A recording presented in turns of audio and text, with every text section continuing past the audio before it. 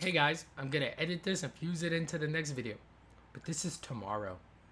This is not gonna be a part 2. That's my intro. Go, go. Hey guys, I'm not gonna edit this. I'm not gonna piece this together. This is a part two. I this You're a lazy this, fuck. this really coming from the guy who literally in the second part Hey, said, look, "Oh, I'm not editing." So you're look. screwed. I'm gonna be honest. I'm gonna be honest. Actually, I probably should just like make it a part 2 because like the fusion, because I have a green screen behind me, as you know, right? And I gotta render that, and the rendering takes so fucking long sometimes. So instead of making it like 4 hours together, damn near, right? It's gonna damn near hit 4 hours, 3 hours. I can separate it to a part 2. So yeah, you maybe you're right. Maybe you're right. Maybe you're right. Wow, I'm actively watching OBS have a stroke on my avatar. Really? Is it that bad? uh, Are you ready? was, Are you ready? Should we do a yeah, recap? yeah. Nah. Or should we do a Last very odd time, recap episode? last time on The Legend of Korra is garbage, and here's why. Pineapple said 5 slurs. Yep, that's what the counter up there is for. 5. It was an accident, guys. Uh, It was actually an accident. I said a no for YouTube, which we both will not edit. So good luck watching the episode and seeing what that was said. That shit was so funny because as soon as you mentioned it, I was like, don't do it. No, it's not worth it. Like coming from you, like the like. Oh yeah. I'm not gonna be regarded highest on the YouTube sphere, especially because I made a video earlier talking about how I think Tom Dark kind of acts edgy, but I love his content though. I kind of love his content. I do, but you know. Tom Dark fans attack him. Please don't. I just think that nigga thought he was edgy in high school. Especially because he says the N word. I'm gonna be real. I just don't like that he says the N word. Like, is Tom Dark the guy who tells people to get out of society's binds, or is that someone else? nah, I think that's someone else. Tom Dark makes those really intricate and really good, really well edited videos, like the commentary videos. Turkey Tom.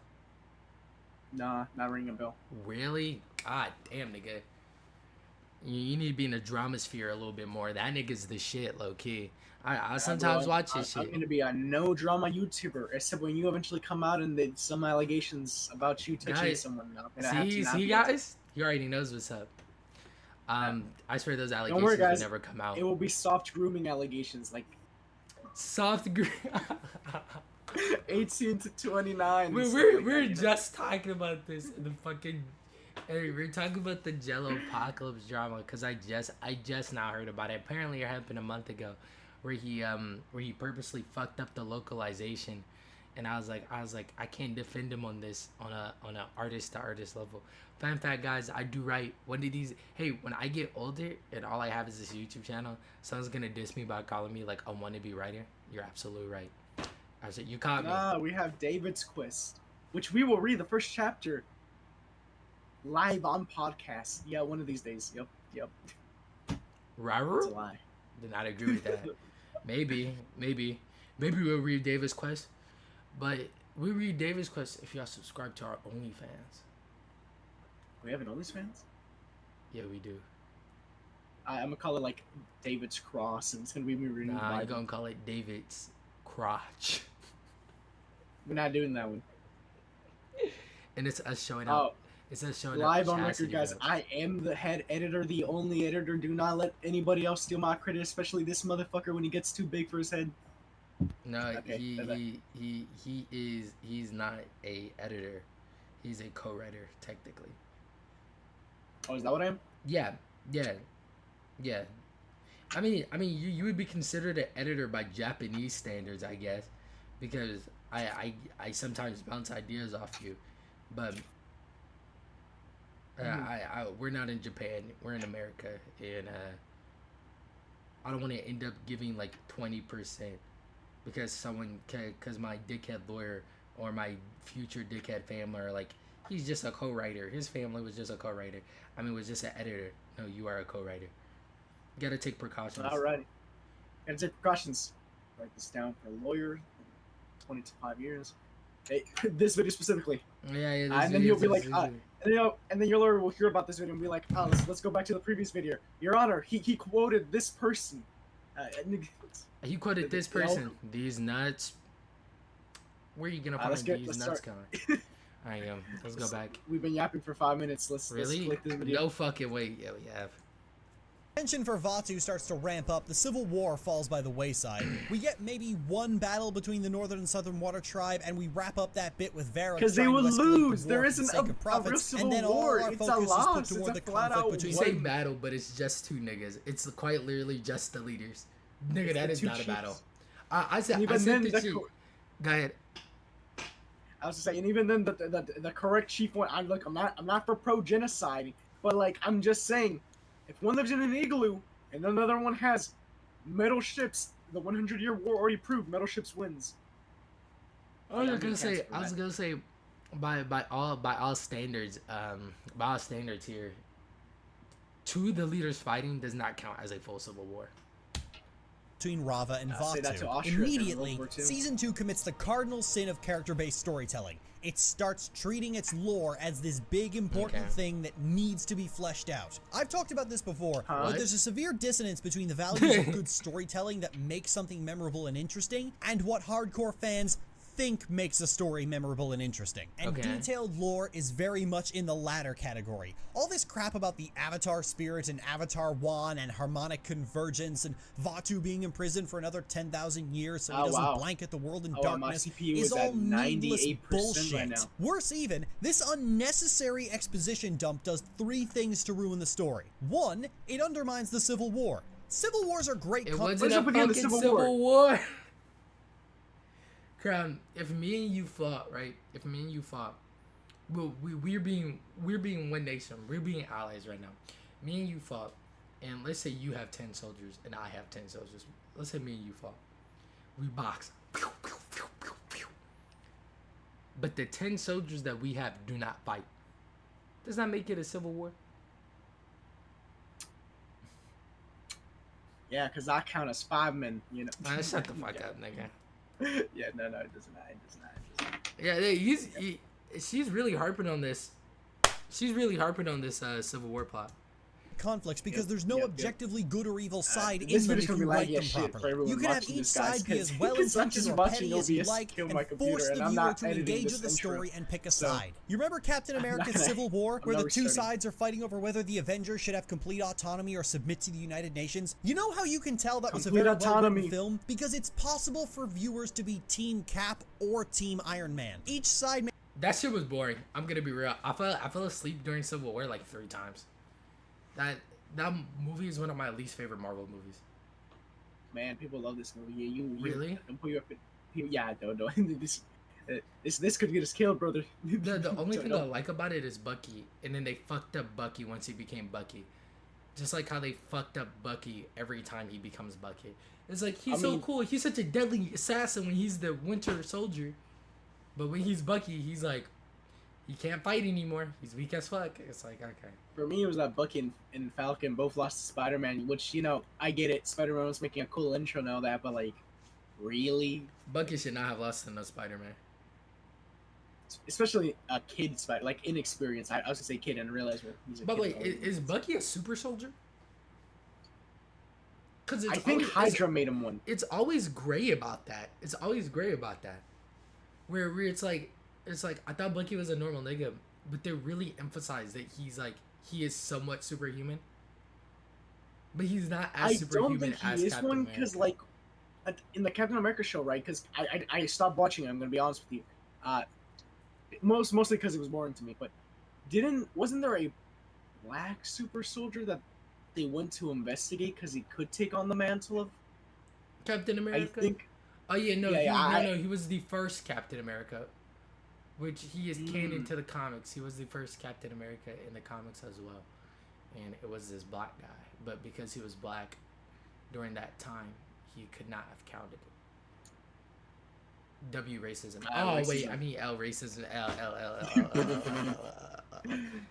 Yeah, let's unpause that video. It makes enough good points and had enough valuable ground that it was possible to break the base. And breaking the base is what Civil War stories are supposed to do. If you don't have fans arguing about which side was truly in the right, you fucked up. Season 2 of Korra starts doing this with Unalaq talking about how he wants to bring back the Water Tribe's spirituality that was lost in the last few centuries. We see inklings of that throughout the world. The legend of Korra takes place in a much less spiritual time, with even the very spiritual Tenzin struggling to enter the spirit world. We can see how brash and bold. Okay, but we know why. We know why he can't enter the spirit realm, right? Did he learn that from comic or shows? No, show. We literally found out it's because he only sees himself as Aang's successor, not as a person, because he has the whole his whole culture relying on him. See that shit? You don't pay attention. Tonraq is. The only way Unalaq was even able to trick him into being banished was because he knew his brother had zero respect for the spirits and would trash that forest. That was still his own fault. He should have known better. He could have had the kind of nuanced and or maybe they should be assholes to the right people. Spirits are fucking dicks, bro. Hey. Like Republic City does not get saved by spirits. The moment Republic City saved, they're coming back, bro. They can't. Yeah, I actually do not give a fuck about the spirits in Korra. They ain't shit. The spirits in Avatar, The Last Airbender, made much more fucking sense to me. Because it was like, this is our territory. If you attack this territory, we will get mad. The nigga got mad. God. Bro, you know Korra's getting the feat that she stopped a nuke with her bare hands because of the laser cannon scene. I want to point out, the laser was not a nuke. I don't know who the hell thinks that is a nuke. The laser would have just made a bunch of holes around wasn't the it area. Infinite energy, though? So that's kind of worse. No, because it would have just kept shooting until it broke the trees around itself. Okay. And then it would have had nothing to power. But, then again, it only became a bomb, if we do even count the explosion as a nuke. Because she started energy bending it, or spirit bending it, whatever term we used. Yeah, because it's spirit energy, so she... Yeah, so the action of doing that's what made it become objectively worse. I wish... But then she made a portal, which I still would argue would have happened anyways, because infinite power coming from an infinite gun would eventually cause that. I wish I could make a spirit bending, so I can spirit bend ghosts in haunted mansions, and then make them explode into ghosts and mucus. I'm pausing this video. Story the writers clearly wanted to make, but they just couldn't restrain themselves. 2, it explains the magic. Don't explain the magic. Just don't fucking do that. We all saw this, right? It's an alright movie that's extremely overhated, but this scene is really dumb and unnecessary. Honestly, were there a lot of people out there at the end of Avatar begging to know the origins of the Avatar cycle and where the lion turtles came from? Me. Actually, there probably was, and the writers listened to them. And now Season 2 is the most hated season among the fanbase because of fucking course it is. Fans always say they want the magic to be explained and they want all this lore and backstory for everything, but fans don't have a fucking... I'm pretty sure Season 2 currently is one of the most liked seasons, from what I know about. What they want, especially when they totally misunderstand the values of the things they consume that they think explaining the Avatar cycle was something that needed to happen. 3, it turns the story into a fucking fanfic. If there were a list of things you should never do when writing a story about the Dual Benders is cool. Aang's armor is kind of cool. Japanese inspiration. Democracy is good because I say so themes. Democracy is good. I mean, I did argue that democracy was bad for season 4 because the whole I won't be king. I'll make every part of it, every quote unquote village their own states. I literally said that was stupid. Wasn't she like a fucking? Wasn't she lying though? Like no, not Kavira. The king at the end after they beat Kavira was literally like. It was you were probably already checked out. The Earthbending King. No, that's not that bad. Because if he gets reelected, for actually being a good king, then. But no, because he's not president of the entire Earth Kingdom. Each individual Earth territory is its own state. As in, they have their own presidents. Actually, I think that would just start the Earth from ground zero. That would just be resetting the Earth, which I'm pretty sure at that point of the story, that shit needed a reset. I see how they do it with the Earth Avatar. I think it didn't need a reset if Kavara actually won. If Korra had actually won that, I'm just saying the Earth would have prospered heavily. Oh, W Earth, right? Yeah. We also know, by the way, from like a creator that apparently metalbenders cannot manipulate calcium because they were trying to avoid people saying that they can do that because they didn't want to repeat a bloodbender situation. But they can manipulate metals if they just try hard enough because they can manipulate apparently gold. Okay, that's actually kind of hard. So you got like pseudo metal benders who just manipulate like the dirt inside the metal, and you have like actual metal benders. Though they got less into science because I mean it was over like a question like at a fan thing. I forgot they're called, so we don't know a lot about that section of the thing. I'm assuming we're the Avatar. Figure it out with the new Avatar.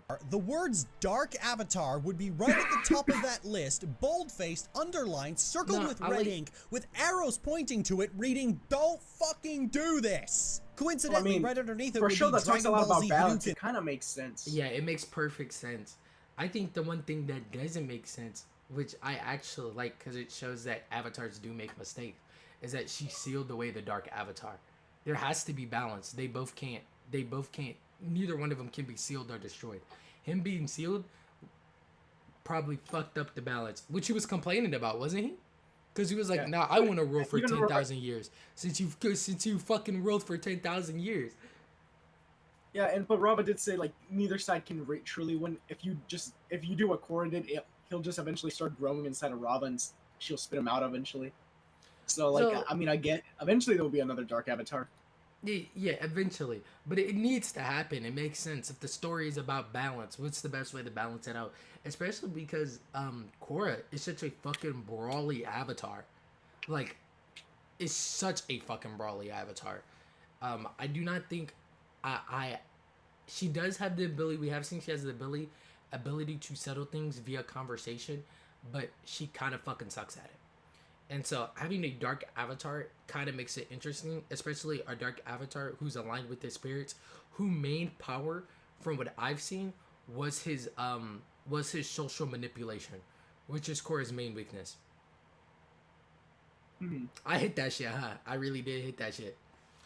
No, I got my shit on like that. Lasers. Season 2 of Legend of Korra does both of these things, and while some people may find these trite and lazy methods of increasing tension and pretending a fight scene is more intense than it really is, this was the point where most of Korra's fanbase were immediately turned right the fuck off from the season. Yeah, I mean, coincidentally, it also points to just how fanfic in nature the writing is. Fanfics emulate Dragon Ball Z in their stories because it's the only way they understand to increase tension, while properly introduced works increase tension by working on the relationships between all the characters involved. But all that work that has been built up over the season was abandoned the moment Korra discovers Unalaq lied to her and joins the Kill Unalaq party. This feeds into the larger season-wide problem of all the goodwill of the story being abandoned the moment Rava and Vaatu were introduced, because it turns a messy civil war into a battle against God and Satan. And Korra was never...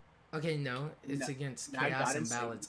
I hate when people say Korra got so westernized because it makes it's good and evil. No, it's not good and evil. It's chaos and good. It's chaos and good, and they both need each other to survive. It kept the core theme. It even said him being sealed away was a bad thing. It said that. Unless I'm tripping. Am I fucking tripping? Am I off my rockers here? Man, I haven't seen the video in a minute. The show, I don't remember myself. Dude, from what I remember, that nigga was pretty peeved off for ruling for 10,000 years. And Oolong was like, is that his name, Oolong? Unalaq. Unalaq was like, hey, now it's time for spirits to rule for 10,000 years. If Rava is supposed to represent the good of humanity, right? Rava is the Vaatu. Rava's the good one. the bad. Vaatu's the bad. Okay. Rava's supposed to represent the good in humanity. Where would evil stem from? Well, the evil, in my personal opinion, would stem from the spirit. Why? That's because spirits do not work with inside human morality. The spirits are older than humans, therefore their moral complexes their moral spectrum is far wider than humans. If you look at Correctus Face Stealer, right? He was not looked at to be a evil spirit. He was looked at to be a dangerous spirit because he does not fall into the bounds of human morality. So Batu is not necessarily evil because he's a long-lived spirit. We can't comprehend it besides good side, evil side, because we are humans. Now you could just say this is cope, but actually we've seen this many times within the show. How spirits can turn from good to evil on a dime. Like there could be a good spirit can turn into an evil spirit, given negative emotion and negative influence, almost like a human. But this time it works via vibes. It works via emotion. We see how delicate this spirit realm is. As in, if you go into the spirit realm with a negative mindset, you probably will fucking die there. And if you go into the spirit world with a positive mindset, you will thrive and overcome most threats. It does not work in good or evil. Especially that we know that spirit bending, from my knowledge, right? We know that came from the buttfuck owl. Because that's where he got it from, correct? Am I correct about that? That's where he got that that's what we're led to believe, because he was studying spirits, so that he has to learn it from somewhere. The water spirit thing, yeah. Okay. So, from theorizing, of course, he got it from the fucking owl, who rarely gives out information because he does not trust humans. How the fuck did he get it? I don't know. If you say if we just learned the ability, then my argument is this ability is a shoe-in the series, because Korra should have learned this ability. I'm a big Korra fan. Shout out to my niggas. But the fact is, they have ideas and ideals outside of human morality. So you summing them up as good and evil is not necessarily true, because Rava is just as good as Vatu is just as evil. Rava's good for the humans, horrible for the fucking spirits. Look how the spirits been living because of the Avatar.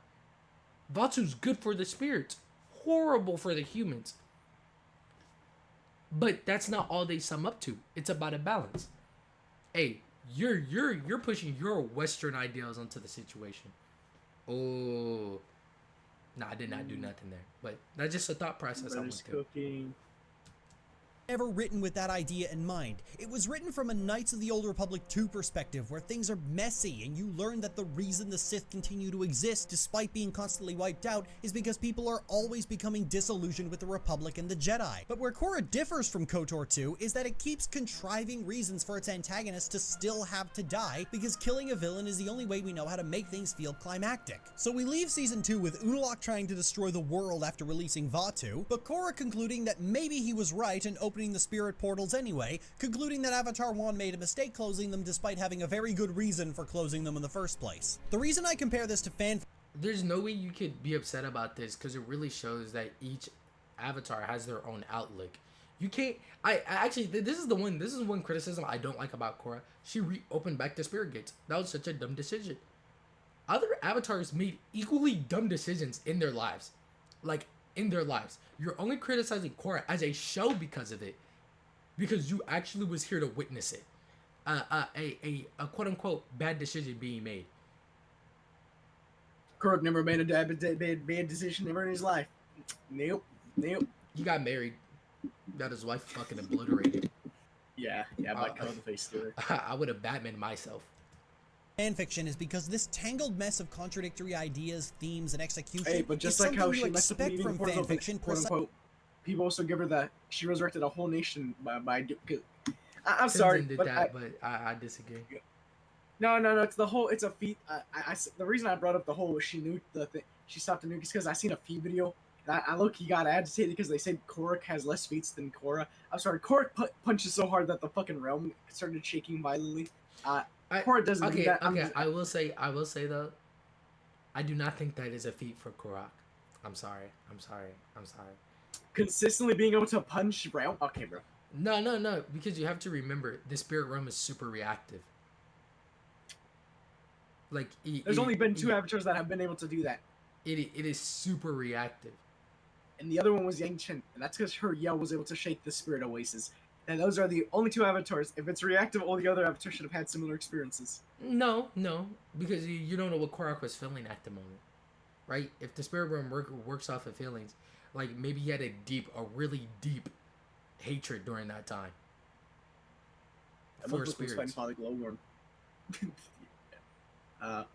Or it was like it can quote unquote be his determination. What I'm trying to say is it cannot just be his physical condition. It is optional that it's like either his determination, his morality, shit like that. Because we know how the spirit realm reacts off of emotions vibes. And shit like that. But if you said he shut the spirit realm from the other side, from the physical realm, I would be like, okay, that's some tough shit. Because then I'm gonna do more research on that. Then I'm gonna do more research on this feat specifically, like how I did research on the June thing. Mm-hmm. What do you call it?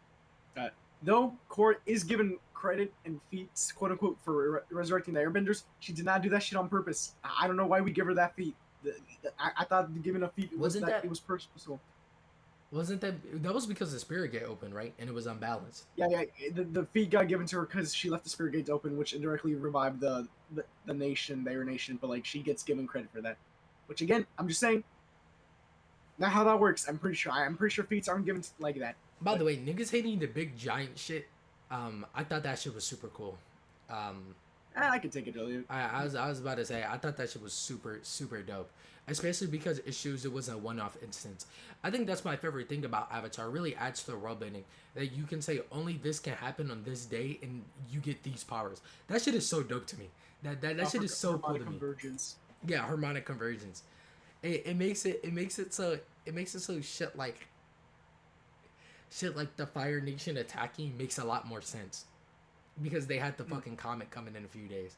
It's like, damn. I will say they got superpowers. Kind of sucks that we find out that if Korra would have just done nothing for like 3 days, the whole plot would not have happened because Moonlock would not be able to free him if Korra didn't pull up. Like if she had just waited 3 days, which kind of sucks that I know that because it does take away a little bit from Korra. Because I'm like, damn, y'all just waited. Yeah, y'all could have just waited. Unironically could have waited him out and he wouldn't be able to do shit. But them now waiting is what got, it's what got Jinora captured because they were too impatient. Which, but there's no way they could have known that, so I can't really fault them. You can't cook them for precognition. I get it. Precisely because the people who write it are often novices, and these mistakes are to be expected and eventually be ironed out. But professionals working on a large company's payroll have no business making these mistakes. More to the point, Season 2 is not isolated. The same people who thought this was a good way to write a story made the rest of the show too. It just happens to be the most egregious example of its problems, compounded by how good the season starts off. They even bring up the same issues with Korra's upbringing and training and how she's suffered from such a sheltered life and held back from the Avatar's journey, but they abandon it with everything else once it's time to start shoving in the lore and explaining the magic. What makes Season 2 stand out to even the most casual viewer... Do they abandon it? Because I'm pretty sure after that, she starts taking her wind shit. No, what happens after that? That's Season 2, Season 3 is... Who's the villain for Season 2? Season 3 is the resurrection of the Air Nomads, which is the Zahir. Zahir, yeah. Doesn't she start gathering air nomads? And like, yeah, I'm pretty sure she tricked her. She starts taking her training a little bit seriously, right? No, I could be fucking off. Because that was the thing of season 1. I think she directly goes to fight. Like she saves them from the Daily. Immediately they have to split up and one go. Yeah, that's when she starts learning metal culture and metal bending, right? Yeah. Yeah. No.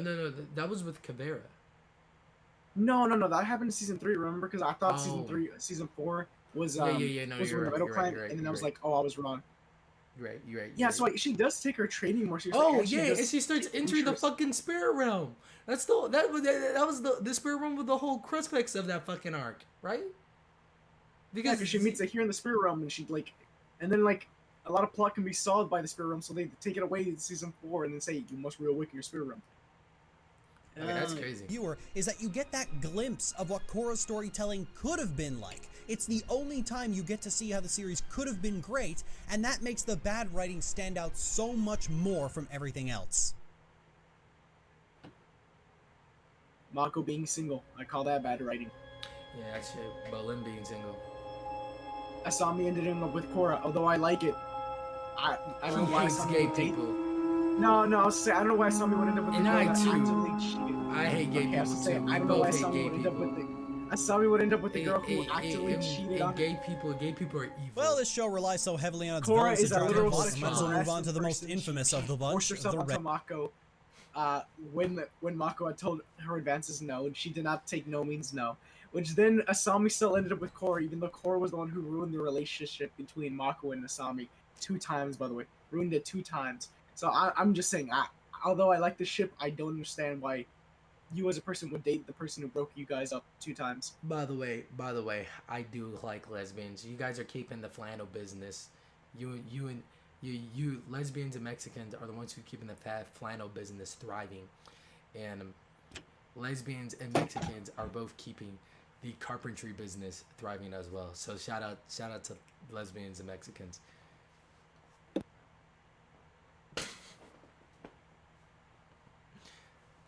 I love y'all for that. If I hate all lesbians, who's gonna fix my hardwood floor? Huh?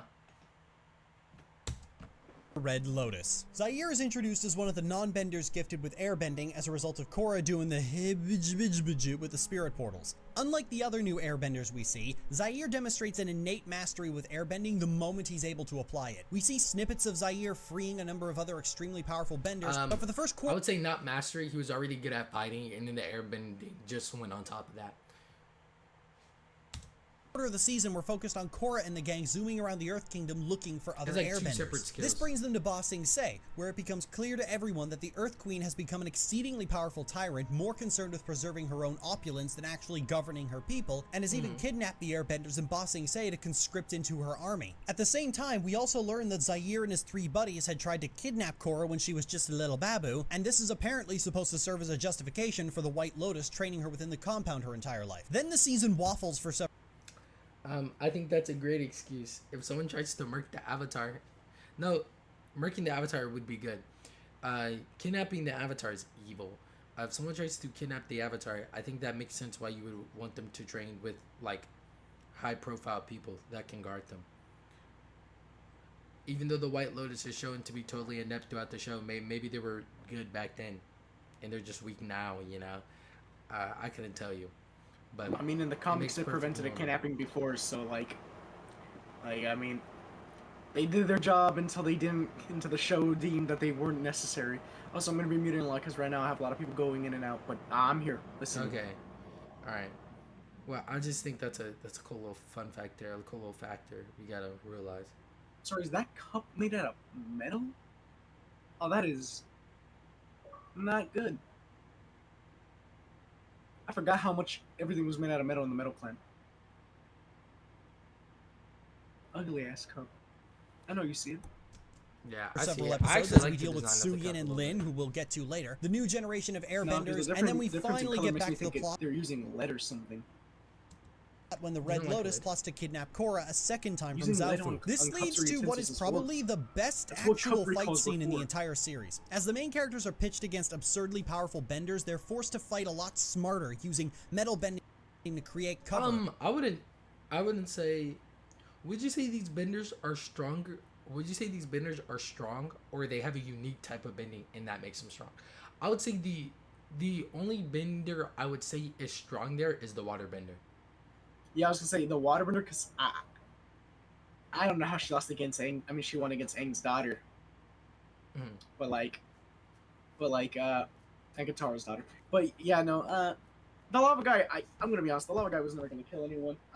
He really was just in it for the ride. He might have been down with killing Korra because obviously that's what their goal was. But there's a lot of times he could have just lavaed people to death, and he was just like, he just didn't. He just didn't. I feel like the lava guy's a unique situation because half of the plot wouldn't be there if the lava guy wasn't there. They would be so easily captured. That person was just down with murder. Yeah, no, that person was just blowing people up. Well, I feel like there's a harsh difference in Avatar, which is like unique bending and then mastery over that bending. You could say the lava dude was a lava bending master, but I won't call him that because there is no foundation to which to call him that. Like, who do we compare him with? That's what I'm trying to say. To consider him a master. There's Roku, a lava bender. Go ahead. But he's an avatar, so that doesn't count. Yeah. And then there's Sanju, I think, in the comics, the one top, which is lava, but that doesn't count because they were taught by quote unquote a prodigy teacher. See, it's not really fair because both instances, all lava benders kind of are unique in that way. The only person we have to compare is Bolin and. Because my thing was, I was gonna say, my thing was, can I call Bolin a master? Just because no one can counter Bolin, because he does have lava bending, like no earthbender can counter Bolin. Because that was the whole thing here, right? He the only reason he wasn't getting countered was because everybody here was earth/middle benders. Yeah, like and like any metal they threw, he could just turn into lava and throw it back. I mean, any earth they threw. Yeah, they had a unique thing. This fight scene is unique. They're actually right about that. I can't lie. It is unique. It did show how smart everybody is. But I'm not gonna call these niggas like super strong. Like, I feel like Bolin got hoed out of his lava bending. I feel like he should have been using that stuff a lot more. Super strong within the confines of the show. I think that makes sense. Well, I will say this: lava bender was dumbed down because we only seen him do like lava floor and lava wall, but like when he first broke up, we seen him just do a bunch of like extra shit, like lava ninja stars and like lava spike. I don't know what the fuck was with that. I don't know why they took all the cool melee lava stuff. Well, because I think they probably realized if you melee someone with a lava ninja star, it's probably you're not gonna get back up. Yeah, you're right. Exploiting Bolin's honed accuracy to stun that one combustion bender, roping Zair's staff and later slicing his glider, using firebending to evaporate water tendrils and taking advantage of tiny openings to completely destroy their plans. It's one of the most brilliantly written fight scenes in the entire series. It's right up there with Toph fighting in the earthbending rings. Later, every guard is questioned regarding how the Red Lotus even infiltrated Zaofu using a truth seer to determine who's lying, and it's glaringly obvious that the truth seer himself is the one responsible, and the show lingers on it just long enough for you to wonder if the writers are really going to pretend that this is some kind of great secret. Thankfully, they don't. Anyway, they eventually track Zair down to the spirit world where he explains to Korra that he's part of a society who wants to rid the world of governments in the name of true freedom. That's right. Season 3's big bad and resident philosophy is anarchism. Out of all the terrible philosophical ideas ever concocted, they opted for the very fucking worst. The bottom of the fucking barrel. What's funny is that this is the only time the Legend of Korra ever actually demonstrates the failings of the philosophy it's trying to cover. While the goals that Amon and Unalaq pretend to have eventually become achieved, Zair flat out admits that Unalaq becoming a dark avatar, oh yeah, I forgot to mention, Unalaq was working for the Red Lotus way back when, was not part of their plan, and later in Season 4, Zair admits that he'd never expected Kuvira to achieve as much power as she had. This is because anarchism is a power vacuum. A period of anarchy will always result in new infrastructure. We talked about this last video, right? Where I said I'm pretty sure you would have killed. Okay, I'm not going to repeat that. Taking its place, whether it be city-state, authoritarianism, or communism, something will always fill that void. This is a reality that many real-world anarchists don't think about because most anarchists are idiot teenagers or libertarians whose entire thought process is, let's get rid of all the governments because governments are bad, and never think about the long-term effects of that decision. And this is going to be extremely important in just a moment. The Red Lotus traveled to Ba Sing Se, and after failing to negotiate the Avatar's capture with the Earth Queen, Zair attacks and... Maybe I forgot to mention something to you. I don't believe in queens. Really weird that the Earth Kingdom bloodline never got bending.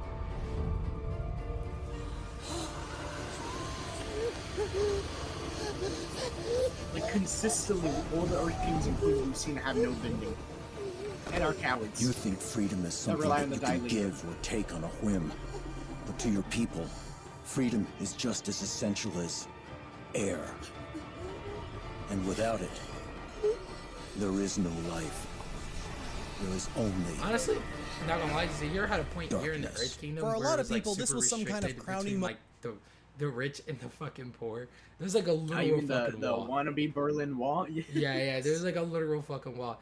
Like, if he did this in any other place, I would have been like, boozy here. But when he did it here, I was like, you know, that kind of makes sense. The fact that the guard saw the broke... I always call the broke people, but the guard saw the lower wall people and was like, they're like, you're not going to stop us. Stop you.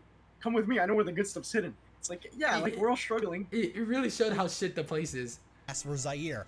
Oh my god, airbending murder! For me, I have to sit here while this grown-ass man-child repeats the mistakes of the Iraq War by plunging the Earth Kingdom into chaos the Iraq as the War people doesn't start exist. How is he rampaging supposed across to the know the nation, looting mistakes? places and devolving into Fallout-style raiders and bandits. One thing I find absolutely number one, Fallout style. Okay, number one, and devolving into Fallout style raiders. Trust me, I played Fallout 4. He would have used the delete button on that to scrap it for 4 fabric. That was clearly a ceramic object, brother. I don't. Oh, I paused on the fabric. Fucking. I'm paused on the fucking banner. Oh, okay. I thought you were talking about the fucking pod. No. But that pod definitely would have gave like 5 ceramic. Dude, you know what's the hardest thing to get in Fallout 4? Screws and oil. Screws, aluminum. I fucking hated getting screws, nigga. There's literally a whole power plant I discovered that has only aluminum trays, and I was like, I wish I could build a base here. just to keep producing aluminum. So I can just get aluminum, infinite aluminum. Yeah. My shit was screws and oil. Yours were screws and aluminum. Oil was easy for me. It was always aluminum. That was my factor for me. Because I like using power absolutely. The upgrades required. I like building turrets. Yeah, turrets were fun, but I used the laser ones and the high end ones. I use kinetic. I have a thing for kinetic bullets. I get you.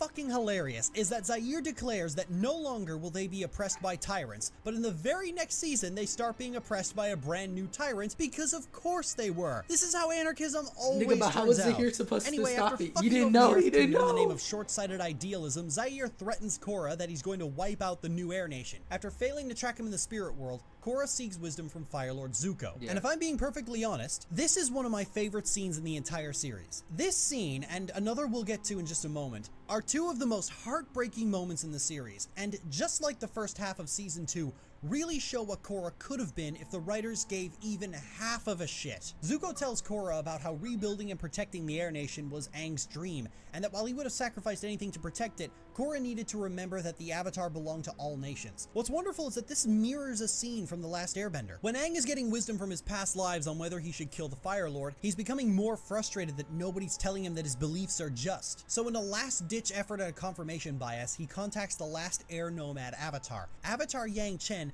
chides Aang for his selfishness and tells him that the Avatar must do what is best for the world, regardless of his own personal beliefs. Zuko tells Korra that giving herself up may be effective in the short term, but that unlike Zaire, she needs to consider the long-term consequences of her actions. But what really seals it is the look Zuko gives Korra upon learning that she spoke with Iroh in the spirit world. You can tell that Zuko's only just learning that his uncle is in the spirit world and could possibly see him again. It's a reminder of just how good the character work in The Last Airbender was. Anyway, Zaire arrives at the air temple. Hella depressed because only Aang, Iroh, and his mom understood him, and they were all dead.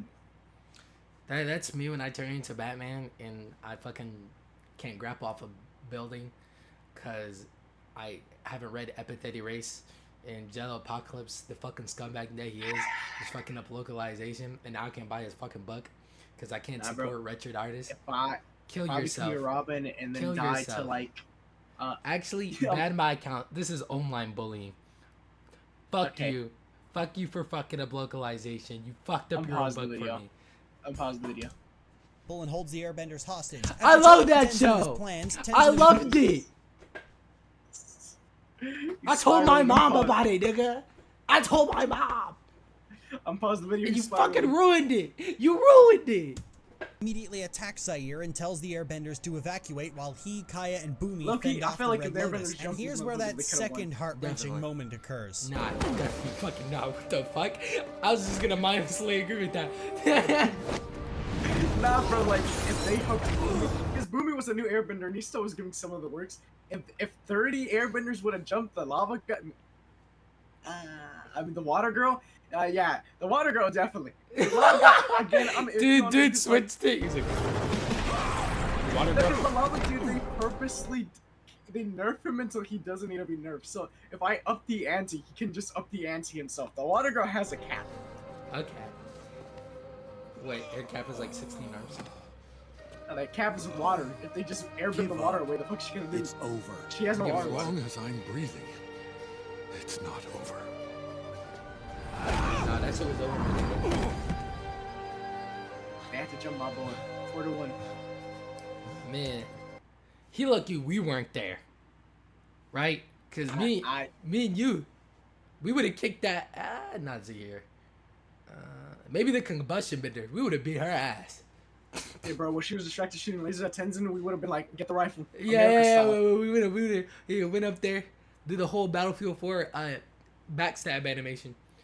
But we would not fight Zahir. I'm not getting my air taken away. We would not fight the water girl. I remember you literally said like, oh, I was shit myself when she like came back from the ceiling and it's like, the water girl was a fucking killer. She was a fucking murderer. I was like, if I could fight the water girl or kill myself, I might as well just kill myself. Like I would fight the lava dude because at least the lava. I know the lava dude won't throw him in a pit of lava. He'll just be like, hey dude, stay down. You'd be like, come on, bro, you're knocked out, please. Zahir would take your air. The water girl would like literally fucking stab you 1,000 times. At least with combustion, it's like I feel like she'll whip me. She wouldn't know. She wouldn't know what path that shit represents, but she would probably do it. She would just probably feel it, you know. Tenzin has been one of the best characters in the series up to this point.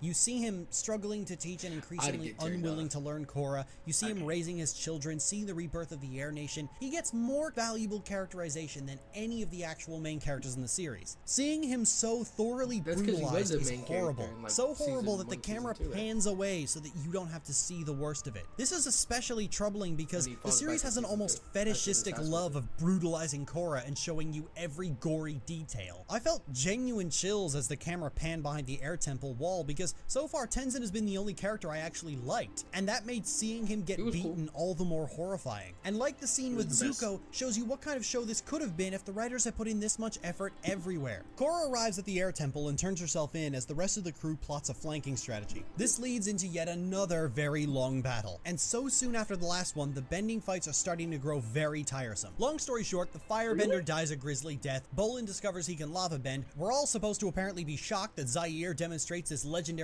bending technique, despite us seeing this technique used by the Sky Bison in every episode since The Last Airbender, and we get a conspicuous naming of one particular metal clan. What? It was cool because it was a fucking nigga, not a Sky Bison. Yeah, that won't become important later, we promise. It turns out that Zaire intends to poison Korra into entering the Avatar state in order to kill her permanently, and then launches into a speech about freedom that sounds like it was ripped directly out of a Metal Gear cutscene. In fact, considering that Metal Gear Rising came out a year and a half before this particular episode aired, I wouldn't be surprised if they did just rip most of Zaire's bullshit from Senator Armstrong. Zaire starts administering the poison, and we get a nice close-up shot of Korra arriving in extreme agony, hallucinating, and let go. Jesus, arse-holing Christ! I've avoided talking about it up until now, but I think this is the opportune time. This show has a really unhealthy fascination with brutalizing Korra and showing you every detail of her squealing in agony. While other characters are given the opportunity to take their beatings with dignity, Korra does not get anywhere close to that kind of dignity, and the writers seemed keen. Well, that's because they had a PTSD arc after this, and they needed you to understand why they're gonna have a PTSD arc. Which they were complaining about, right? They were complaining how the trauma made no sense. To talk about what she was saying. I thought you paused because I commented on the dry lips. No. She could use some chap. I could use some chap. But I don't like how ready she was to fucking kill him. Like, look at her. I am 30% sure. Yeah, last episode we were talking about how you're saying her PTSD was invalid, but now you're saying it shows you every gory detail. Nigga, that's valid PTSD. Yeah, she was saying like the Unalaq thing was way worse than this. I personally like Unalaq was back-to-back ass beating. This is just long drawn out and gory, like you're mentioning right now. Like to show you every possible moment of her torture at every possible opportunity. I don't like to assume extremely horrible things about people unless they give me adequate reason to, but I can come up with no other reason for why this happens so frequently and in such gory detail to Korra and only to Korra, other than the writers are getting off on it. So after the writers are done cleaning up, Korra finally enters the Avatar state and rips herself. I'll let you do it. Getting off on it? You just complain about the lack of... Bro. I know she has an editor. I know she has to have an editor who read the script for her. And if she does not have an editor, she must have read her own script before recording. She needs to know she's being... Like, what's the word? What's the word when you just redundant. There's the word. She needs to know she's being redundant as hell. Not being a redundant. Being a hypocrite. I'm mad hypocrite too. Free and starts chasing Zaire across the mountainside for about a minute before falling over again. Zaire starts to suffocate Korra, and then Jinora and then Zaire's finally defeated. After Suyin saves Korra, Zaire starts yelling desperately about how chaos is the natural order, and Bolin treats him the way you should treat all anarchists by shoving something in his idiot mouth so he finally shuts the fuck up. Fuck me, was this whole ordeal horrible. My guess is that the writers seriously couldn't think about how to raise the stakes any higher after pulling the Satan card, and the only reason they even chose anarchism as their philosophy of the day was because its inherent destructive nature made for a lot of massive set pieces. It makes sense considering that Zaire is such an overwhelmingly powerful airbender after only having airbending for a few weeks, and why the bending fights are so common and drag on for so long that the sounds of fire and air start to bleed together. Why the Air Nation suddenly experiences a boom of new airbenders. Why combustion bending makes a return to pepper episodes with literal Bay explosions. That's actually what it feels like. It feels like Michael Bay Explosions the series. The character moments are so barren and empty compared to every other season, which is saying a lot, and it doesn't have the saving grace that season 2 had of an actually interesting plot during the first half. There's a lot of pretend philosophy, more so than season 1 and 2, because the villain doesn't turn out to be a liar. Wait, didn't the fight scene to kidnap Korra happen in the first half? Which she was just saying was good. There's a lot of fight kidnap scenes because like Korra, they attempted to kidnap Korra a lot. Yeah. Okay.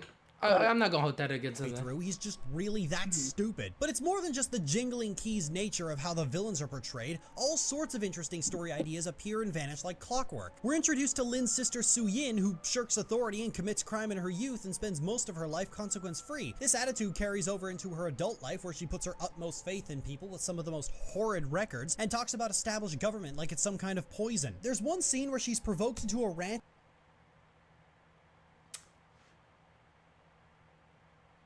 Do I disagree with this? Nah, I don't think I disagree with this. I disagree that she thinks she's like so lackadaisy. She's not like that anymore. I think that was this whole point that like people do change. But go ahead. Rant about how outdated the concept of a queen is after hearing about Hu Ting's bullshit, and I suppose it's lucky the Fire Lord wasn't around to hear that. But after this brief stint of anti-royal sentiment, she's right there in the next season itching for Prince Wu to retake the throne of the Earth Kingdom. We're introduced to Mako and Bolin's family. The Fire Lord is a feudalism, while the Earth Kingdom is a monarchism, which you know sounds like the same thing because their government types are almost exactly the same, except feudalism kind of works better than just pure monarchy. You know, I'm just saying, you know, could be because, you know, we also can see that from the Fire Kingdom being much more successful than the Earth Kingdom, even though Earth Kingdom has better resources. You're right. Few scenes where Mako almost manages to pretend he's a person before abandoning that idea completely. It's almost like ticking off a checklist of story ideas that they had to make a passing nod to. We get an entire arc with the airbending students and Tenzin teaching them to live like air nomads, and it almost feels like this is going somewhere, but it seemingly gets dropped after a minor event with Jinora and Kai, and right back to these. By the way, fun fact, I think this is my little theory. So Roku trained with the air nomads, and during the time he trained with the air nomads, he got to keep his hair. I think that's why you actually have the option now to keep your hair for the air nomads. That's my theory. Dude, that's your fun theory. Yeah, that's my little friend that Roku talks about it. I don't know if you remember. He's also the his friend Monk is also the friend of Aang. That's his master, quote unquote. Oh, really? Yeah. That Roku's airbending friend is Aang's airbending master. That is dope. Mm-hmm. Idiots. The season even ends like this. Korra's been beaten and poisoned so badly that she's in a wheelchair, and if you think we might finally get to see Korra experience real tangible change to herself for the first time, the next season opens 3 years later and Korra's already mobile again. The closest thing that Korra has to deal with is lingering post-traumatic stress disorder and poison in her body, but she manages to remove don't forget the disbelief in herself. Like she doesn't believe in herself anymore, like as the Avatar. That's important. Poison after some training with Toph, but there's still her PTSD, right? Well, no. Korra does deal with the symptoms of post-traumatic stress disorder for 2/3 of the 4th season, but it, like everything else, gets magicked out of her in the meditation scene. Oh, are we really gonna talk about how her PTSD, which was around Zahir beating her ass, got cured by talking to Zahir and Zahir walking her through meditation, telling her that he can't beat her ass anymore? Korra spends most of season 4 because that motherfucker said she's like you came to say you're not scared of me anymore, and then he flew. I flinched. I was like, no. No. Because when Zahir's like, you say your power is limited, I see your power is limitless. That nigga's so corny for that, by the way. That's some corny shit, by the way.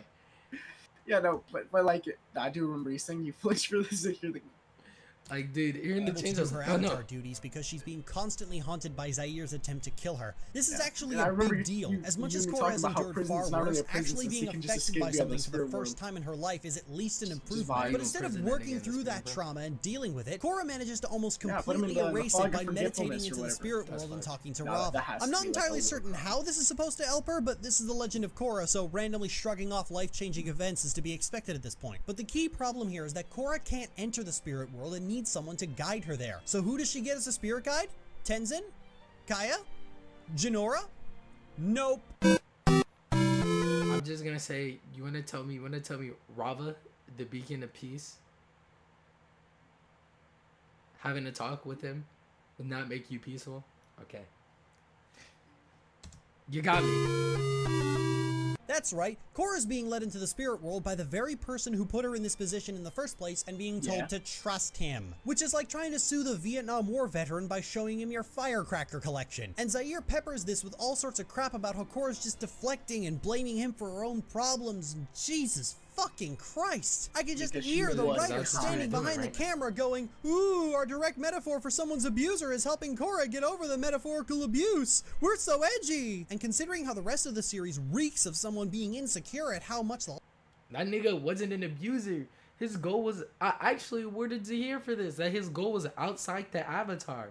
Like, the Avatar was just an ends to a means. It was another nigga. It was just another nigga that can enforce law to him. Not only that, their goal wasn't even originally to kill the Avatar. It was really going to be about, yo, we're going to kidnap the Avatar and teach her how to do, like, actual Avatar business, aka, like, what's the word? Oh, yeah, balance, you know, the thing that the show talks about they lack a lot of. Like, balance? Like, come on, bro. Yeah, I promise you, if Korra was getting kidnapped, their plan to kill the Avatar and end the cycle would not have happened. Yeah, that plan was a desperation plan, correct? I don't know myself, so I won't comment on it. But I doubt you would raise someone and teach them from birth how to be a good Avatar just to end the Avatar cycle by killing them when they reach 18 or something. Children's show at heart. I'm wondering how many of these awful decisions like this were made with that same mindset. This, for me, is the defining moment of The Legend of Korra. It's the most telling portion about the priorities in writing and the most straightforward expression of all of its problems. A compelling character idea is erased, and the implications of that erasure are less valuable than the idea of being erased. All done in the name of having the villain kind of have a point. Because that sounds smart to somebody who's incapable of thinking about this for longer than half a second. The Legend of Korra is the show where the creators try really hard to convince you that they're very grown up and smart, and it's the show where they succeed in convincing you that they're neither of those things. Okay. Well, that's a very short book. Oh, you agree with that or disagree with that? Because, I mean, Zahir walking her through it just makes sense since she was afraid of Zahir. I don't know how else to make it. It was him saying, hey, I'm not a threat anymore. I realized how strong you were. I got my ass beat. That's normal shonen shit, actually. I was against Zahir being a dick rider about the Avatar, but like, it makes sense to me that she would go to Zahir because her trauma is associated with Zahir. It's associated with all her villains, but Zahir's the only living one that can still cause her trouble. Yeah, if I killed all my ops and I still have one op alive, I'm afraid what he's gonna do to me. Especially because that op is like, walk into the room, he's just floating in complete silence. It's like, I've been expecting you. Like, how the fuck did you know I was coming? Yeah, how the fuck he's not able to cut things with air? It's like he probably can. Feet. Yeah, that nigga's in prison there by choice.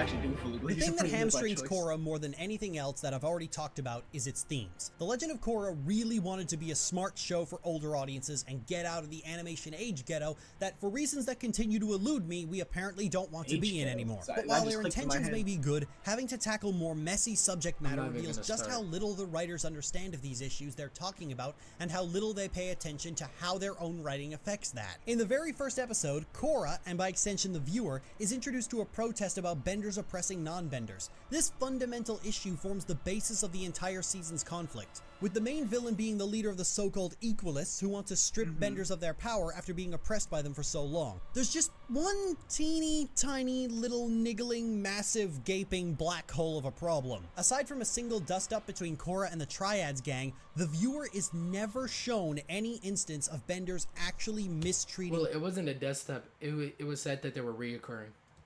But you're right, show don't even that fight with the Triads shows up after you're introduced to the Equalists, and that gang literally does not show its face again until its leaders show up later to have their bending taken from them by Amon. But if you think they were going the approach of having the Equalists actually be the aggressors, you'd be wrong, because other characters, including Tenzin and other members of the council that controls Republic City, talk about the inequality as if it's been an issue for a very long time. In the first few scenes, Tenzin mentions that Republic City has been getting steadily more unstable and that Amon has been a problem for quite a while. We're told multiple times that Republic City has a classism problem. However, you know what's crazy to me?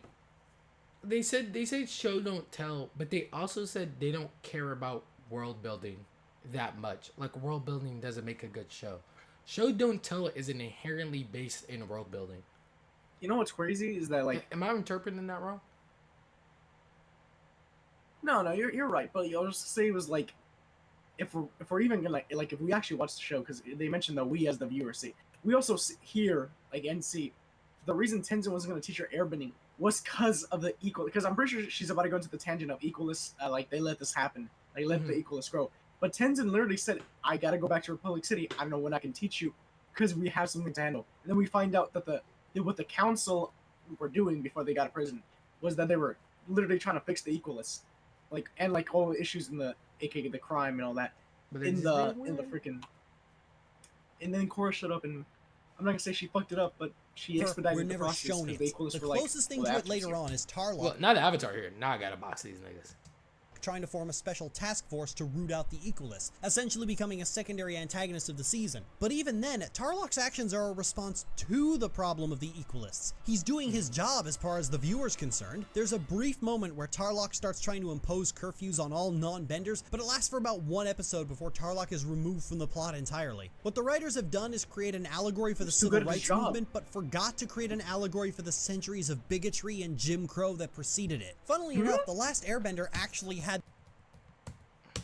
the season. But even then, Tarlok's actions are a response to the problem of the Equalists. He's doing his job as far as the viewer's concerned. There's a brief moment where Tarlok starts trying to impose curfews on all non-benders, but it lasts for about one episode before Tarlok is removed from the plot entirely. What the writers have done is create an allegory for the civil rights movement. No, shut the fuck up.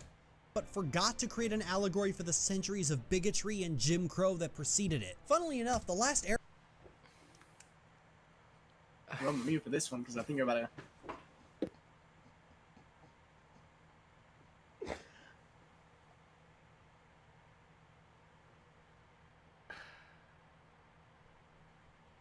Okay, look, man. Look. I don't know what you want me to say here, other than, maybe allegories for the Jim Crow in the Civil War is a little high reaching for a kid show. Even if Korra is meant to be more mature, you can't fit those themes into like a bottle. Because when you fit those themes into a bottle, you take all the nuances out. Unless they had more time and like more money, I'm assuming, and probably had like a black guy on scene. Shout out to Sweet Baby Inc. Niggas are mad at Sweet Baby Inc. I like Sweet Baby Inc. currently. I had a black guy on staff probably telling you, hey, this is how it was, this is blah blah blah blah blah. You know, I don't think that story can fit in that. I'm just taking a hint, but you don't gotta believe me. I'm not speaking from experience of any kind, personally, because I wasn't alive back then. But you know, I don't know, nigga. That was just horrible. And me personally, again, I do not think it's supposed to be about the civil rights movement, because it's a stronger power dynamic. Well, wasn't I talking about you? Did I talk about this last episode, or was I talking about this to you personally? About how, like, someone not having bending compared to someone having bending is a tangible power dynamic, like a tangible one. I think we talked about this last episode. Really? Okay. I was like, it's the equivalent of giving some people guns. Airbender actually had this element. Toph is constantly chiding Sokka for not being complaining a bender. about Amon getting taken out. I think it's Amon. The guy, the secondary antagonist, getting taken out next episode was literally because he was too good at his job, so they needed to eliminate him from as a factor. Another thing, for a sequel series, right? Wouldn't they not need to do this because the series is a direct sequel? They won't need to show it again. I mean, I think they're about to get into the. And does it so casually that you can be forgiven for thinking that non-benders actually are looked down upon. And it comes up later on when Sokka looks for a teacher in sword fighting to be more capable of assisting in combat. Sokka looks down on himself for being a non-bender, despite being an invaluable asset to the team from day one. The fact that he still can't bend affects him on a fundamental level. This is the kind of material that the Legend of Korra needed so much more of. The introduction to... Actually, I think we've seen the inequality via industry jobs. That's it. The Legend of Korra describes the United Republic as a place where benders and non-benders from all over the world can live together. Gloves and high-tech weaponry. Being a bender kind of did not really matter because... You got tech now. You big shit. Yeah.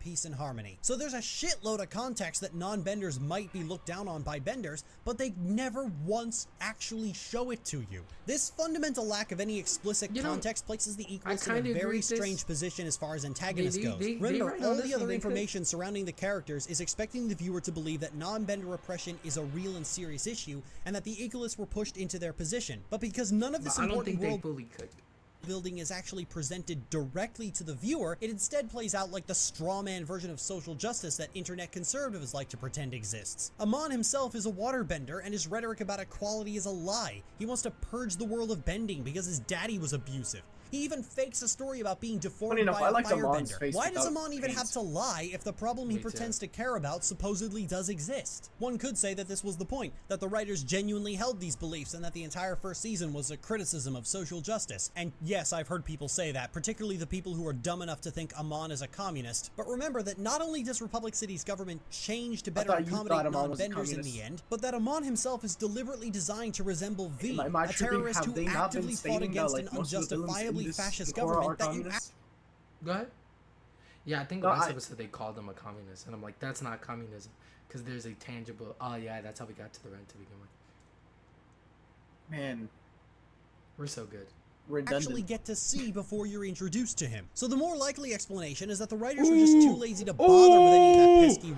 Oh, he hit that shit. Can I say that shit again? Introduced to him. So the more likely explanation is that the writers were just too lazy to bother with any of that pesky world building that would have put context in the Equalists. There's a lot of telling, but absolutely zero showing. You're given a villain who lies about his... I know we can only see it in 8 pixels.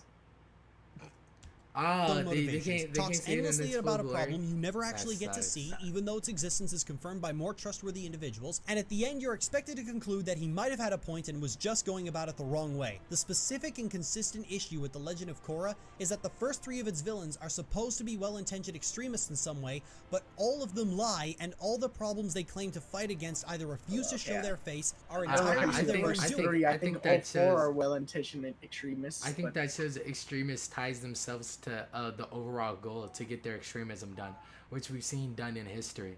I think that's the narrative theme. I just don't like that they said the first 3, because actually the first 4, all 4, because Kavera was being an extremist, but at the end of the day, did care about the Earth Kingdom. They're just also an extremist about it. Yeah. Yeah. But like she wanted control.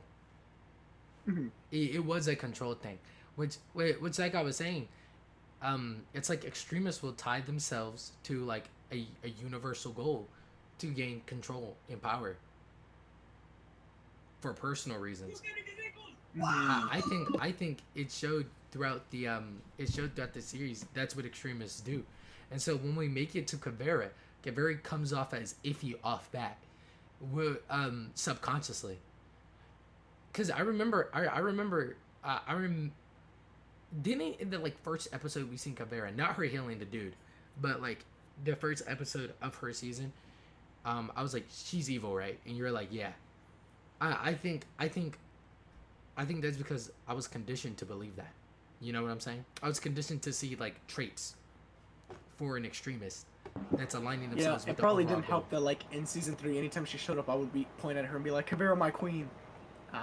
Yeah, it probably didn't help, but that's my theory.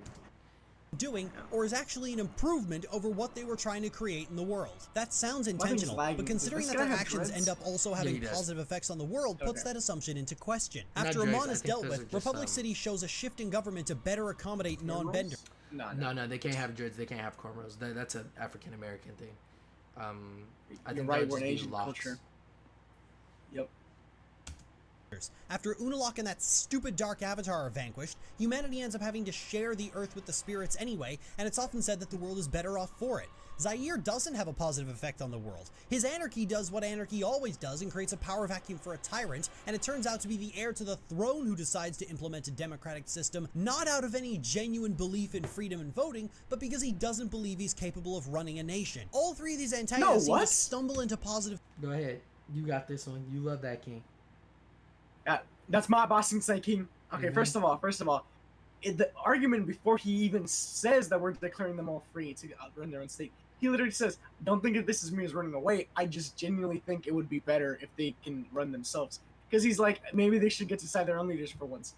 He states that he's not running away, but because he does feel like, because Mako influenced him.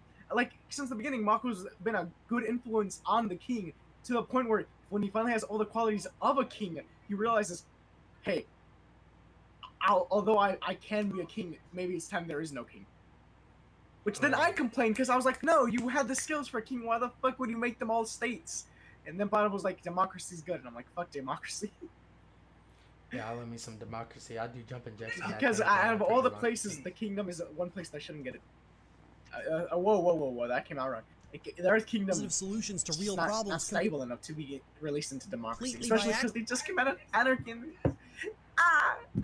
Okay. You just said that place though. Okay, man. Sounds anti-American. What's the lesson supposed to be here? What did Amon want? Equality I'm for a proud helldiver. Unalaq, he brought back the spirits, and Zahir believed in freedom. I guess. The problem was, those guys were totally out of balance, and they took their ideologies too far. Wait, that's the lesson the viewer's supposed to take from this? Are you sure about that? Because all these problems were completely unresolved and getting progressively worse until these three stepped in to jumpstart a... Okay, it turns out I was wrong because the show spelled it out. You know, I could say this is because Toph wouldn't know the deeper innings of these characters' goals. Like, she wouldn't know what we know as a viewer. But... a progressive shift. The Legend of Korra wants to position itself as anti-extremist. That's what the show thinks it is. In practice, however, The Legend of Korra is heavily advocating in favor of extremism because that's the only thing that seems to ever get anything done. It wasn't until someone started making a I feel like you already know what I'm about to say about this, right? I'm scared for both of her careers. Let's unpause. Look, no. All I'm saying is Malcolm X is right. Shit did not get done with MLK. That peaceful protest shit does not fucking work. It never worked in history. If you want to get shit done, you gotta be loud. You gotta destroy shit. That's the only way of doing it. Peaceful protest was a lie that was pushed by people in control to make you docile. In any stage of history, how we got shit done was via violence. Why didn't we peaceful protest when we were during the American Revolution? fuck ton of noise and causing trouble that Republic City was forced to change. It wasn't until someone forced the spirit portals open that humanity became more in touch with the spirits at all. It wasn't until someone killed the Earth Queen that the Earth Queen stopped. Except Gandhi. But I think his goal wasn't fully realized. So.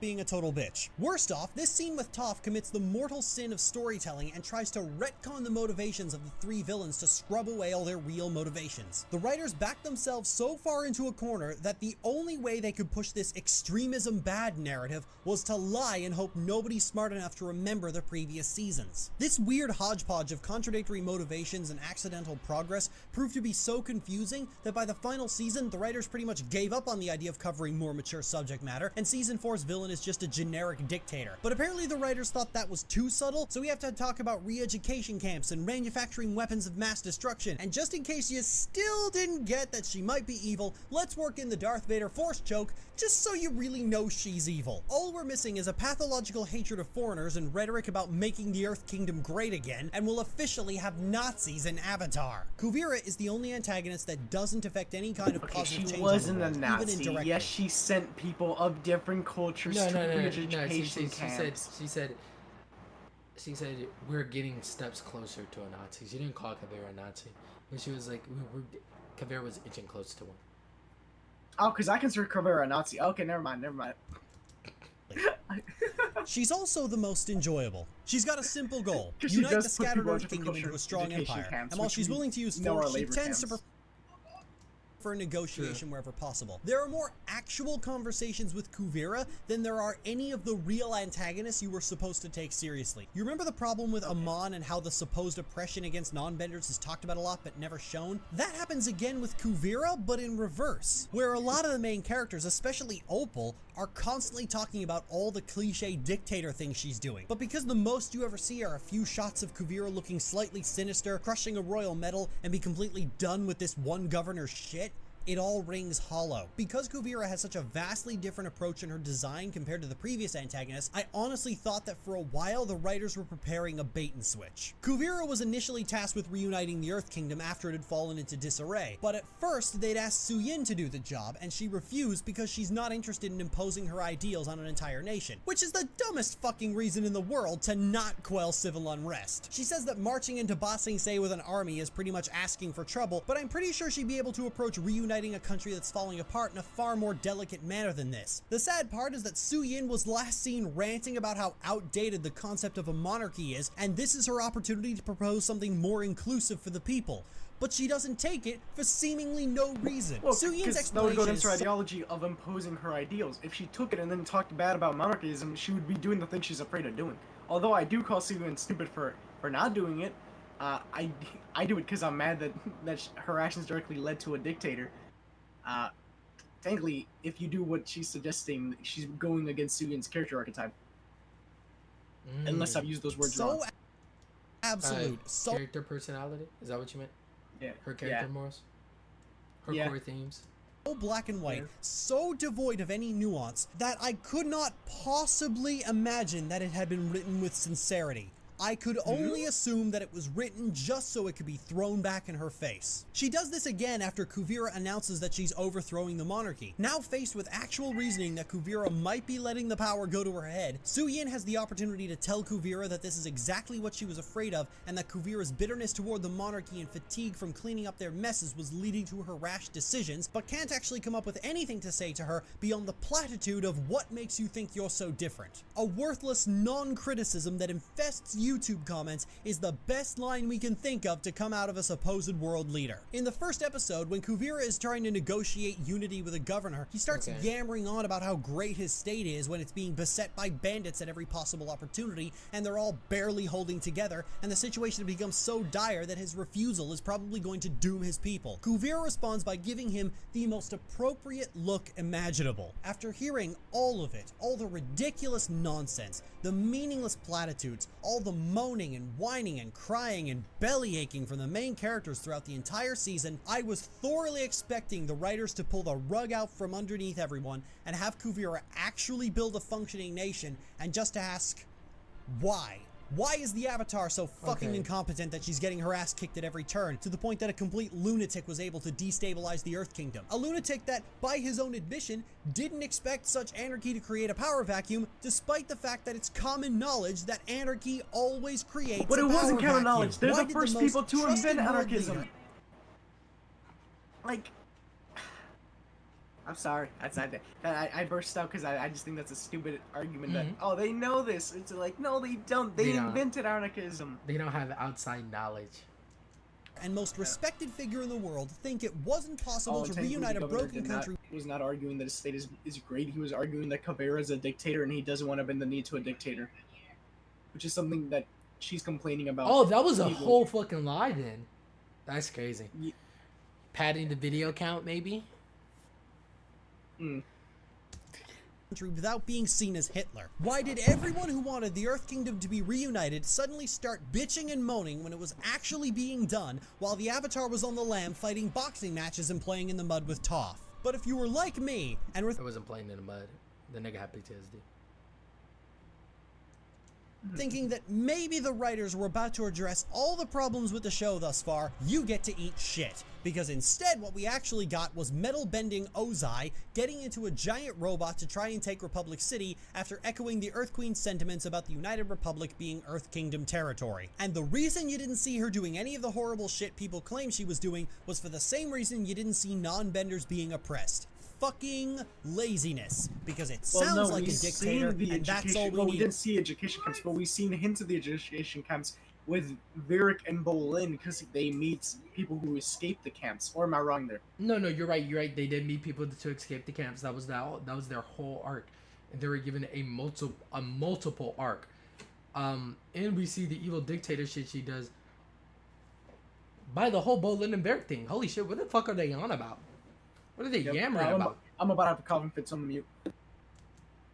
Apparently. It's exactly the kind of ending you'd fucking expect from the rest of The Legend of Korra, and yet that somehow still feels disappointing. And suddenly, we realize why Suyin had a sudden attack of stupidity earlier. Because the writers created a story idea so stupid within their own fiction that all of a sudden, the hyper-progressive woman who would normally jump at the opportunity to espouse the virtues of democracy has to develop a sense of doomed paranoia. All this comes down to one massive problem. Doomed paranoia? I don't think that shit is doomed, bro. I don't think that shit is doomed. I think that shit is right. The writers are trying to cover heavy and complicated subject matter that they're not equipped to cover for an audience that isn't equipped to absorb them. It's actually pretty common for fans of Legend of Korra to compare Amon's equalist movement with communism or Marxism, something that would completely baffle you if you have any knowledge whatsoever about communism or Marxism. But because Amon says equality a lot, that triggers the communism senses in the permanently uneducated. That's because Amon was technically better than communism. I'm just saying, communism at its finest would not work to what Amon wanted to do, which was a normal society just without bending. The communism is a whole different rhetoric than just the world continues existing, just no bending exists. Which at the rate it's going, bending will become a second, like a third, what's the word? It's eventually going to become obsolete, and it was already becoming obsolete in Korra. So I don't know how they're going to handle that in freaking with the third Avatar, but like if they do another time skip with technology, he's gonna struggle, and maybe they can go into the whole thing of, well, metal benders can do this and this, like we'll see more parts of it. But I'm gonna be honest, Amon and communism don't compare, because Amon is objectively just better, because it's just a normal society without bending. Okay, that's it. That's it. I'm getting on my nerves. Criminally witless. Or worse still, how the show is very strongly pushing the idea that democracy is the best option, but never once decides to showcase the actual virtues of democracy itself. It's just, it's good because we say so, and all the other options suck because they're not democracy. Which is an ironically fundamentalist view of the concept. I thought it's often said that. Well, I thought it's shown via Republic City. Yeah, I thought it was going to show with the president. How functionally Republic City is, and how there's actual elections. So when they were trying to get the support for the Water Nation Civil War that she loves, Varric said, "Oh, we bat for this guy and his enemy because you don't know who's gonna win." I thought it was shown pretty good, and the president even vibe checked the Avatar multiple times in the show. Yeah, it's saying, "Hey, you can't do that shit." That nigga was elected in. I don't know what the fuck they're on about. Of Korra is aimed for older teenagers, and I believe it because it showcases a teenager's understanding of the socio-political issues it tries in vain to cover. The way it talks about freedom and equality and order and chaos is the kind of nonsensical rhetoric I'd expect to hear out of myself at 14. It's a worthless spit in the face to anyone who expects their intelligence to be respected. And for a series that loves to position itself as the mature alternative to The Last Airbender, the way it presents all of its themes is extremely childish. Extremism. I don't think it positioned itself, because when you say position yourself, that means they have to say, oh, the last Avatar was so immature. They never said that.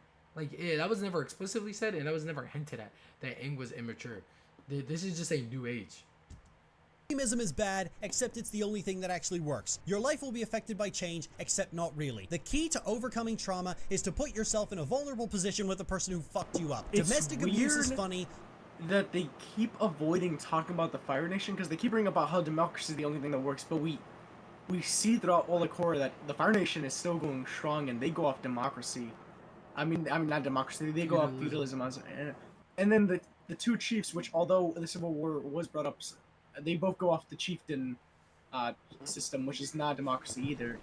And they're doing pretty good for their respective countries, of course. Yeah, for their respect. Like, the only one who had an issue was the Earth Kingdom, but that's because objectively the Earth Kingdom's always gone shit. But that's because it's a big blob of territory, so it's always going to be revolting. It's too much space. You can't really control it. Yeah. The scars of genocide can be healed by praying really hard. Democracy is great, and everything else is an evil virus of Satan. No, we won't explain why. Fuck you. Okay.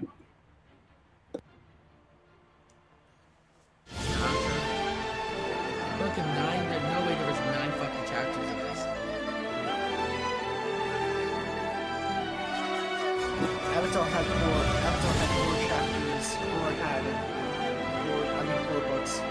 8 books. I wish they would have kept the theme and kept 4 books. Is this it? Is this the over? No, we still got more, buddy.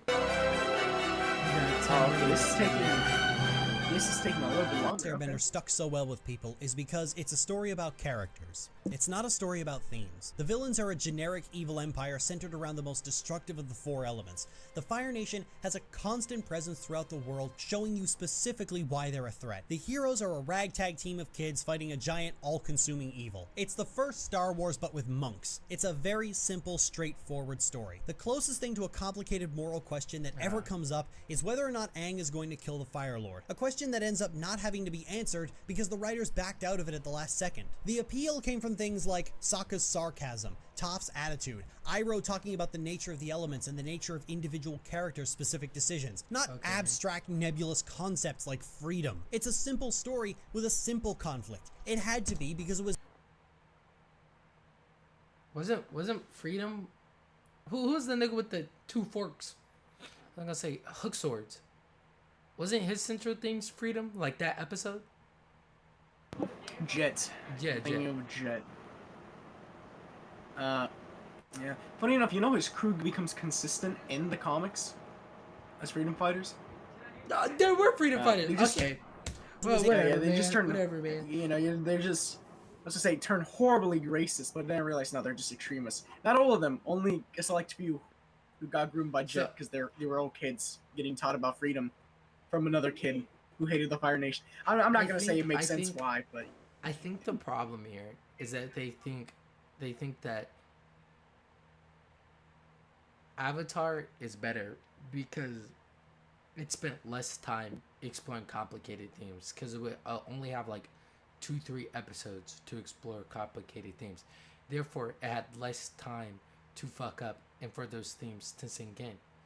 But I can totally I bet you she did not read the Avatar comics, because all the things she's complaining about Korra, Avatar does at least try their hand at.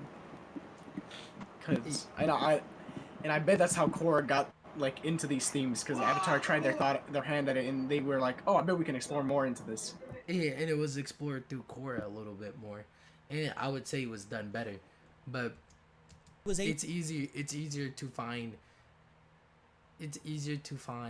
a mistake in a long running show than a mistake in a short running one. Not saying Avatar is a short-running show. I just meant the themes were short-running compared to the themes to children. So most of the internal struggles came from things that resonated with children, like absent parents, abusive families, the pressure of sudden responsibility, all things that resonate with a lot of kids, all dressed up in Star Wars meets Mulan cosplay, but at its core, being very simple to digest and with valuable lessons. The villains of The Last Airbender are not complex. They didn't need to be. The complexity came from the main characters. It didn't matter if Ozai, Azula, or Ty Lee weren't particularly complex. The characters that needed to be compelling were Aang, Katara, Toph, Zuko, and Sokka. The Fire Lord didn't need to spout half-assed philosophy. He needed to be powerful and dangerous because his purpose was to be the culmination of Aang's character arc, and he served that purpose excellently. The Last Airbender is not a very mature show. It's silly. It has simple themes and extremely simple antagonists. It's a show where you could totally call a villain Sparky Sparky Boom Man and not bat an eye. There are a lot of really insecure people who get very angry at the idea that animated shows are only for children, but the reality is that animated shows and movies are often at their best when they're made with kids in mind. There simply isn't a theme worth exploring that actively requires the trappings of a mature movie. Harry Potter is beloved by children, but that's a book series that's literally about the rise and fall of an autocrat, with a villain who is defined by the idea that anything less than complete purity of blood will lead to the destruction of wizard kind. Pixar movies are pretty fucking deep and actually pretty smart when you stop and think about them. You're not going to get more value out of an R-rated animated movie. A movie doesn't get an R rating for smart themes and the exploration. But Voldemort was kind of right. Only through the purity of blood can we keep magic alive. Okay? Look. All these mudbloods, these half-breeds that we see in this in the world, we know they're weaker in magic. We know that. Inferior.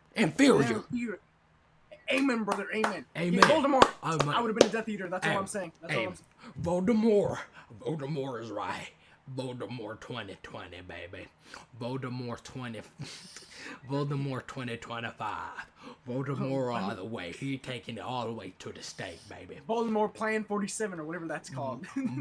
Voldemort Plan 47, Order 66. All right, we're getting rid of all them bloods. I don't want to see them half-ass wizards around. All right, I want my pure what I'm saying wizard is family. These illegal muggles are getting into Hogwarts. Keep them illegal muggles out of my Hogwarts. I don't want them intermingling with my children. How do you think Voldemort felt about squads, or whatever they're called, the people who are from magical families but have no magic? I wouldn't allow it. I wouldn't allow it. You hear me, brother? I wouldn't allow it. They would have to stay their asses there at their own schools. Yeah. Segregate those motherfuckers. Segregate those motherfuckers. They don't deserve to be in my school. I'm positive. Of the horrors of humanity. It's gonna get an R rating because there's boobs and penises and lots of swearing and blood. That's not a disparaging observation, that's just the reality of how the MPAA decides its ratings. The reason adult animation so often fails is because it's never made by people who wanted to make a good story. They're made by people who are really insecure about animation being for children, and when you start from that foundation, nothing you make will ever be good. Avatar was a very smart... No, that makes sense. I mean, I would be insecure if someone keeps saying, if I say, hey guys, I made a cartoon. So you make a cartoon for children. And it's like, well, it's more deeper than that. Think about how that sounds from a fucking business perspective back then. You would be so fucked if you said, yeah, I'm an animator. Or like, oh yeah, I make this series that explores deep themes. Oh, is it like a drama, an IRL drama? No, it's a cartoon. And then niggas would get on you. That shit was hard back then, man. Smart show because it wasn't focused on being anything more than what it was. It just had to work with the tools it had. We get a really funny episode with Azula trying and failing to adapt to civilian life, and that implicitly tells us just how much damage her father's done to her. Or Zuko journeying alone through the Earth Kingdom and seeing the effects that his father's war has had on people, and how quickly they turned on him upon discovering who he was. Because we weren't getting wrapped up in poorly thought out philosophy, we got to see something truly amazing. The effects that war has on people. This seemingly shallow setup that many fans nowadays try to pretend is less interesting than Legend of Korra opens up a lot of opportunities as the characters journey across the world, meet new people struggling with war, and get into a lot of smaller adventures along the way. The writers had no way of knowing which moments would resonate the most with people, and that could potentially be why they resonated with so many. The fact is, when it came time to make a sequel, the writers were more concerned about recapturing that magic rather than just telling an interesting story, which is why the new cast of characters is just the old cast of characters but grown up and more generically pretty. Why all the reskins of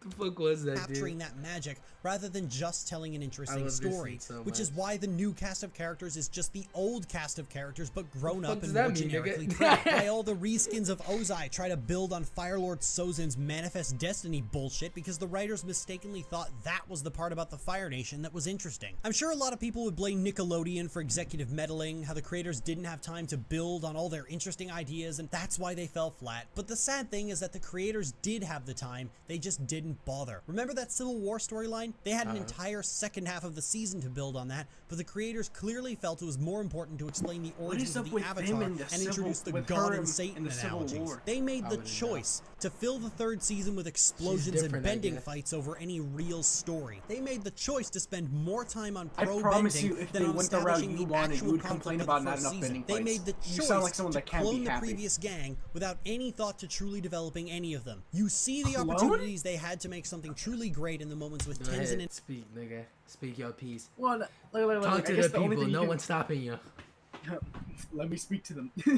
I guess the only part about cloning you can argue is that Katara and Sokka were siblings, and Bolin and Mako are siblings. But like then again, their stories are vividly different. Like oh yeah, like they lost their parents. The mom was gone for Katara and things. But like they had to struggle. I mean, the other ones had a whole village to take care of them. They were bums on a street that joined gangs to make it out alive in the city. You know what's crazy? Like, Bolin and Baku could just not be biological brothers, and we would not. And know. It wouldn't matter. Yeah, I was about to say it just wouldn't matter. Just an interesting thought. And in his family, or Ling Bei. Go ahead. No. That was it. I was just gonna go into and that. Wonder why they weren't the supporting characters. Is that they have one non-bender and that they're siblings, but like they are fleshed out in my opinion. Yeah, they're not copied at all. Instead of not Zuko, not Sokka, and not Suki. No, the problems with Korra are not Nickelodeon's fault. It's entirely on Brian and Mike themselves. If they didn't have enough time, it's because they wasted all their time on all this bullshit. And the only way I could see them being organized any worse is if they made a show exclusive to Netflix. To cllose out, despite all my bitching and complaining over specifically last season, you're not a Voltron fan? No, I liked Voltron. I meant specifically last season. Do you not know what happened last season of Voltron? I didn't watch that show. Okay. Remember, I'm a Power Rangers fan. I can't. Apparently, they killed someone for being gay. I don't remember that happening, but like, people swear that's what happened. So I might need to. I'm not rewatching last season. I'm lying. I would rather rewatch Korra. We can rewatch Power Rangers SPD. You know what? Let's rewatch. It is the worst thing that Seychelles Gabriel has ever been involved in, and that's got to be worth some kind of medal.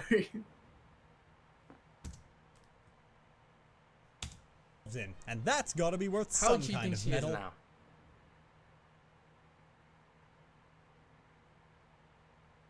I'm not answering that. Okay. You know, I was about to say scared for your career. Yeah. You can say what you like, but this is what really motivated me to go through the torment I've subjected you all to over the last hour. It's a small scene from the first season, and it's only about 10 seconds long. Without yapping, no, we're not. Asami, did you know Korra likes Mako? When I think about this scene, I think about the very obvious fact that somebody wrote in the script, Korra's face juts out like Pee-wee's Big Adventure, while the background explodes and lightning strikes and flashes repeatedly before zooming back to reality. And this somehow went from the first draft, through multiple revisions, the table read, the final draft, the storyboards, the animation, and then to the final editing room, with absolutely nobody asking... Nice. Why? You remember how I said The Legend of Korra is working its hardest to repeat Aang had his own moments like this. Well, The Last Airbender was well known for its silly and goofy faces, because that's the kind of show it is. Because the writers are so desperate to recapture every scrap of magic they can, they went as far as they could to create as many meme faces as possible. And this is one of those attempts taken to its impossible extreme. Out of curiosity, I went and searched Korra face on Google Images, and not only was this not the first result, But the first result was an extremely better and less desperate version of Korra making a surprised oh shit face not 20 seconds later, because the writers are more successful when they stop trying to lick the scraps the previous series has left behind. Maybe you'll be more successful if you stop making... Never mind. Some people will say that Korra wasn't well received. Quickly look up if this the person last has grooming Airbender. allegations. But I firmly believe that Korra wasn't as well received because it tries I'm pretty too sure they hard do. to be the last Airbender. Soft Most or of the hardcore? side characters are children or We grandchildren can't keep of asking the old like that makes a characters. difference. The new I'm gang sorry. is the hot topic-y versions sorry of to the the old grooming gang. squad. The new villains The are the grooming old villains squad? with 10 times more I'm in the overt political grooming themes. squad. All the old Yeah, that stuff, outfit. but I was groomed even too, more. guys, don't or worry. if I I'm could one of snip y'all. some more lines from H-Bomber Guy, slight Yes. variations on this frame. The one thing Legend of Korra didn't copy from The Last Airbender is the Maybe. one thing that made The Last Airbender special. Maybe. It was different. It did things that no other show has ever done. The Legend of Korra is Your whole cliche argument was that they after were being cliche different from after the cliche. from the Aang thing. Good night. Wow, they really hate it. Let's see if they're a groomer. No, okay, that groomer adjacent. My thing, I'm still on that core thing. What showed up on the screen? Yeah, okay, so which one? Like, did you look it up? What was I there? did look it up. Lily Orchard is Lily grooming Orchard. adjacent. Encourages child grooming. I don't think that's adjacent. I think that is just grooming. No, that's grooming adjacent. It's like if I encourage you to shoot yourself. Lily Orchard, YouTube's biggest creep. Yeah, they have a Her whole audience thing. with testimony. This is what I watch. Whoa, This whoa. is what I watch. I watch this. What one. is this?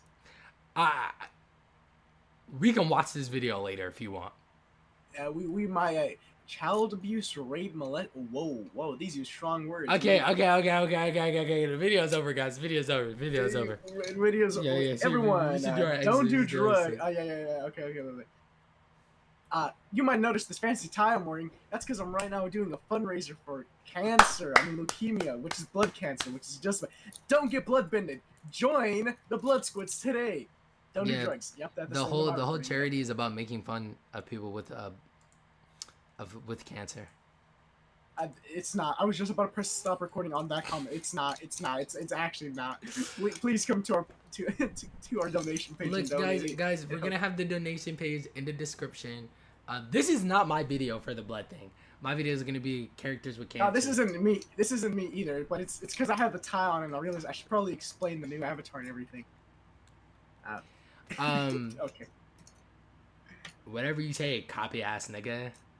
Even let What? me finish my shit. Say your intro. Let me Outro. Stay gendered, pineapples. Goodbye, I'm strangelings. still Don't do working it drugs. out.